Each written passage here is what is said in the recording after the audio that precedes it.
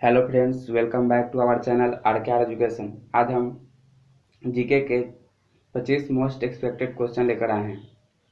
अगर आप हमारे चैनल पर फर्स्ट टाइम विजिट किए हैं तो हमारे चैनल को सब्सक्राइब कर लीजिए तथा बेल आइकन को भी प्रेस कर दीजिए ताकि जब भी हम वीडियो अपलोड करें तो सबसे पहले नोटिफिकेशन आपको मिले। तो चलिए आज का सेशन स्टार्ट करते हैं। आज का फर्स्ट क्वेश्चन है, गंगा नदी को बांग्लादेश में क्या कहा जाता है? Option number A Jamuna, B Padma, C Yamuna, D Krishna.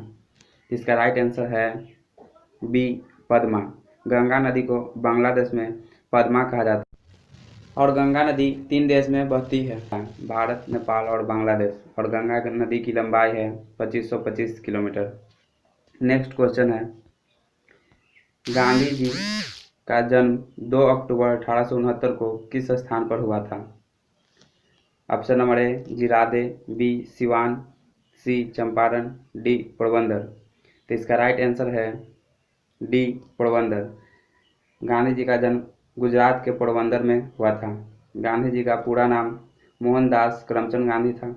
माता का नाम पुतलीबाई, पिता का नाम करमचंद गांधी तथा पत्नी का नाम था कस्तूरबा गांधी। गांधी जी की मृत्यु 30 जनवरी 1948 को हुआ था। नेक्स्ट क्वेश्चन है, संविधान के किस अनुच्छेद के तहत भारत को राज्यों का संघ कहा गया है? ऑप्शन नंबर ए 1, 2, 3 या 4। तो इसका राइट आंसर है ए 1।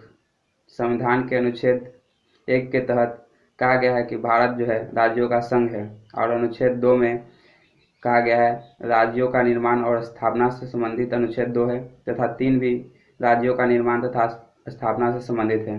लेकिन दोनों में अंतर है। अनुच्छेद 2 में है कहा गया है कि कोई बाहरी क्षेत्र के राज्य भारत में सम्मिलित किए जाएंगे, वो अनुच्छेद 2 के तहत, तथा अनुच्छेद 3 के तहत भारत के राज्यों के नाम, क्षेत्रफल या स्वरूप में परिवर्तन अनुच्छेद 3 के तहत किया जाएगा। तथा अनुच्छेद 4 में है कि जो अनुच्छेद 2 और 3 के जो प्रावधान हैं ये कैसे यूज होंगे, इसी के संबंध में अनुच्छेद 4 में बताया गया है।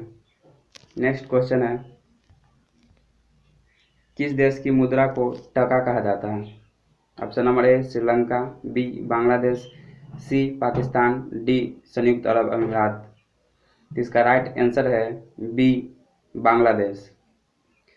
श्रीलंका की मुद्रा को रुपया ही कहते हैं, श्रीलंकन रुपया।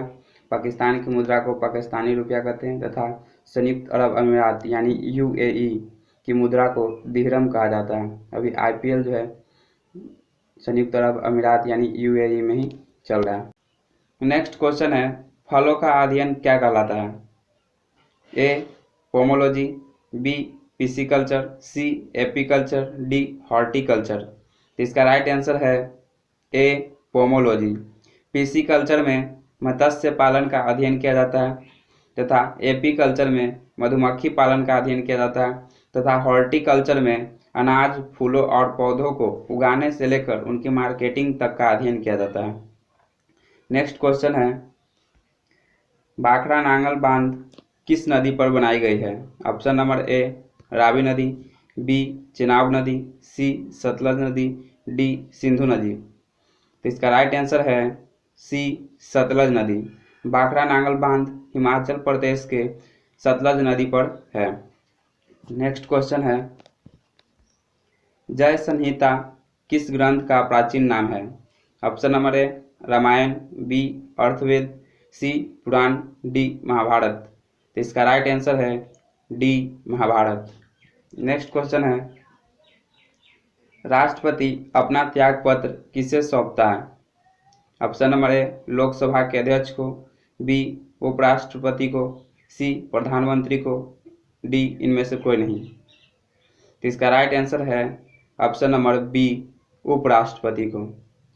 भारत के राष्ट्रपति प्रथम नागरिक के रूप में माने जाते हैं तथा वे तीनों सेनाओं के यानी जल सेना, थल सेना और वायुसेना के प्रमुख सेनापति होते हैं। राष्ट्रपति को संसद के सदस्यों द्वारा चुना जाता है। राष्ट्रपति बनने के लिए कम से कम 35 वर्ष होनी चाहिए। नेक्स्ट क्वेश्चन है, दिल्ली चलो का नारा किसने दिया था? Option number A Mahatma Gandhi, B Jawaharlal Nehru, C Subhash Chandra Bose, D Bhagat Singh.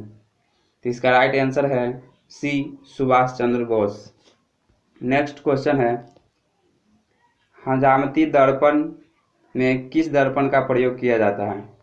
Option number ए उत्तल, बी अवतल, सी ए एवं बी दोनों यानी उत्तल और अवतल दोनों, डी गोलीय दर्पण। तो इसका राइट आंसर है बी अवतल दर्पण।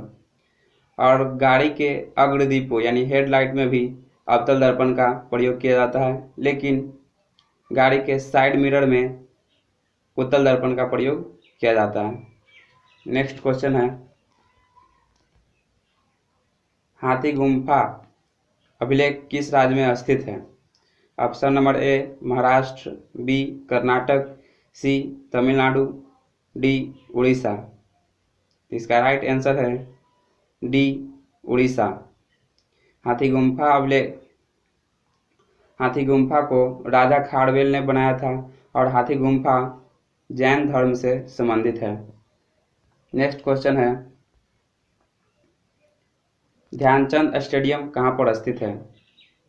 ए कानपुर, बी इलाहाबाद, सी लखनऊ, डी बनारस। तो इसका राइट आंसर है सी लखनऊ। चंद जो थे हॉकी के महान प्लेयर थे, इसलिए उन्हें हॉकी के जादूगर से भी जाना जाता है। उन्हें हॉकी का जादूगर कहा जाता था तथा ध्यानचंद की एक आत्मकथा है, उसे गोल कहा जाता है। नेक्स्ट क्वेश्चन है अम्लीय वर्षा का मुख्य कारण क्या है? ऑप्शन नंबर ए SO2 तथा NO2, बी CO, सी CO2, डी NO। तो इसका राइट आंसर है ए SO2 तथा NO2। नेक्स्ट क्वेश्चन है अकबर का राजस्व मंत्री कौन था? ए भवभूति, बी टोडरमल, सी बीरबल, डी अश्वघोष। तो इसका राइट आंसर है बी टोडरमल। नेक्स्ट क्वेश्चन है हेमेटाइट किसका अयस्क है? ऑप्शन नंबर ए तांबे का, बी चांदी का, सी अब्रक का, डी लोहे का। इसका राइट आंसर है डी लोहे का। लोहे का अयस्क है मैग्नेटाइट, लिमोनाइट और सिडेराइट। नेक्स्ट क्वेश्चन है संविधान सभा का गठन किस मिशन योजना के तहत किया गया? Option number A cabinet mission, B Wavell योजना, सी क्रिप्स योजना, डी माउंटबेटन योजना। तो इसका राइट आंसर है A cabinet mission. Next question है डेसिबल किसकी माप की इकाई है? ऑप्शन नंबर ए प्रकाश, बी ध्वनि, सी विद्युत तरंग, डी विद्युत धारा। इसका राइट आंसर है बी ध्वनि। नेक्स्ट क्वेश्चन है गुप्त वंश का संस्थापक कौन था? Option number A Samudragupta, B Chandragupta प्रथम, सी श्रीगुप्त, डी चंद्रगुप्त द्वितीय। इसका राइट आंसर है सी श्रीगुप्त। श्रीगुप्त ने ही गुप्त वंश का स्थापना किया था और इसकी स्थापना 275 ईस्वी में किया था। और गुप्त वंश की जानकारी वायु पुराण में मिलती है तथा गुप्त वंश की राजकीय भाषा संस्कृत है तथा गुप्त वंश ने ही सबसे पहले दशमलव प्रणाली की शुरुआत की थी। और पुणे से प्राप्त ताम्रपत्र में श्रीगुप्त को आदिराज से संबोधित किया गया है और गुप्त वंश का अंतिम शासक विष्णुगुप्त थे। नेक्स्ट क्वेश्चन है सिनेबार किसका अयस्क है? ऑप्शन नंबर ए सोना का, बी चांदी का, सी अब्रक का, डी पारा का। तो इसका राइट आंसर है डी पारा का। पारा एक रासायनिक तत्व है, इसे इंग्लिश में मरकरी कहा जाता है। पारा साधारण ताप पर द्रव रूप में होता है। पारा का रासायनिक चिन्ह Hg है तथा परमाणु संख्या 80 है। नेक्स्ट क्वेश्चन है तानसेन का असली नाम क्या था? Option number A Khurram, B Prahlad, C Yograj, D Ramtanu Pandey. तो इसका राइट आंसर है डी रामतनु पांडे। तानसेन शास्त्रीय संगीत के एक महान ज्ञाता थे। उन्हें सम्राट अकबर के नवरत्नों में भी गिना जाता था। इनकी रचना है संगीत सार, रागमाला और श्री गणेश स्तोत्र। नेक्स्ट क्वेश्चन है, टीपू सुल्तान कहाँ का शासक था? Option number A Hyderabad, B Mysore, C Golconda, D Bijapur. तो इसका राइट आंसर है बी मैसूर। नेक्स्ट क्वेश्चन है, अबड़क का सबसे बड़ा उत्पादक देश कौन है? Option number A Bharat, B Bangladesh, C चीन, डी अमेरिका। इसका राइट आंसर है सी चीन। नेक्स्ट क्वेश्चन है, आगरा के किले में मोती मस्जिद का निर्माण किस मुगल बादशाह ने करवाया था? Option number A Jahangir, B Akbar, C Humayun, D Shah Jahan. तो इसका राइट आंसर है डी शाहजहां। शाहजहां जहांगीर का पुत्र तथा अकबर का पोता था। शाहजहां का बचपन का नाम खुर्रम था और उनकी पत्नी का नाम मुमताज महल था। मुमताज महल की मृत्यु के बाद उनकी याद में आगरा में उन्होंने ताजमहल का निर्माण कराया था। उन्होंने और भी इमारत का निर्माण किया था, जैसे दिल्ली में लाल किला और जामा मस्जिद। नेक्स्ट क्वेश्चन है, एशिया के रोशनी के नाम से किसे जाना जाता है? यानी लाइट ऑफ एशिया के नाम से किसे जाना जाता है? Option number A Mahavir Jain, B Mohammad Sahab, C Isa Masih, D Gautam Buddha. तो इसका राइट आंसर है डी गौतम बुद्ध।